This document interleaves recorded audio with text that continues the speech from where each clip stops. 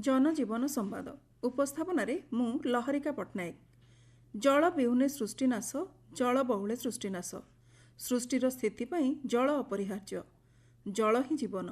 जलर सुपरिचालना और संरक्षण प्रति सचेतन करने लगी आज पालन करा जाउछि विश्व जल दिवस। एही अवसर में जल को नहीं केतेक रोचक कथा संपर्क में आसंतु जानिबा।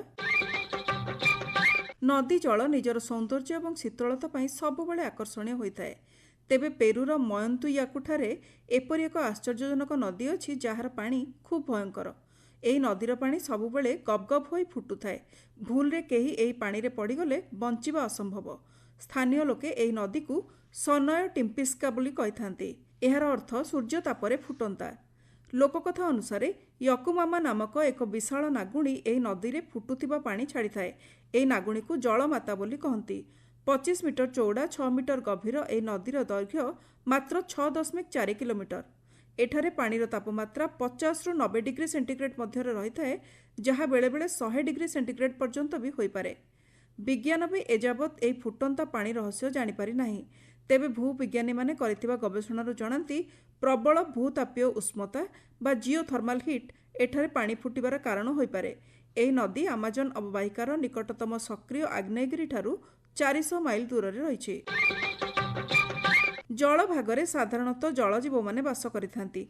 तेबे एपरि एक जनजाति अछंती जे माने जल भागरू केबे बाहरिबाकू पसंद करंती नाही।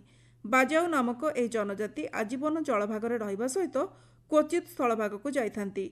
इंडोनेशिया, मालेशिया, फिलिपाइन्सर सामुद्रिक अंचल में रहुथिबा एही जनजाति समुद्र जिप्सी तथा सामुद्रिक जाजाबर नाम भी परिचित। सेमाने डंगा को ही निज घर करिथांती। जेतेबेले आउ किछि जिनिस आवश्यक हुए सेमाने धरिथिबा माछ बिक्री करबाकू स्थलभाग को जाइथांती। दक्षिण फिलिपाइन्सर सुलु द्वीपरू बाजाऊ जनजातिଙ୍କ उत्पत्ति होइथिबा कुहा जाय।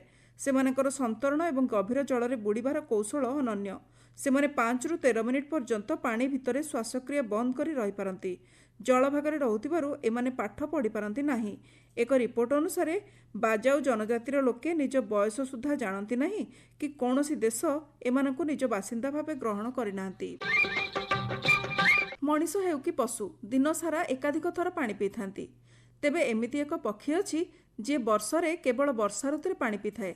एही पक्षीर नाम हेउछि चातक। वैज्ञानिक भाषा एहाकु जैकोबिन कुकु कुहा जाए। केवल एशिया और आफ्रिकीय देश में चातक पक्षी देखा मिले।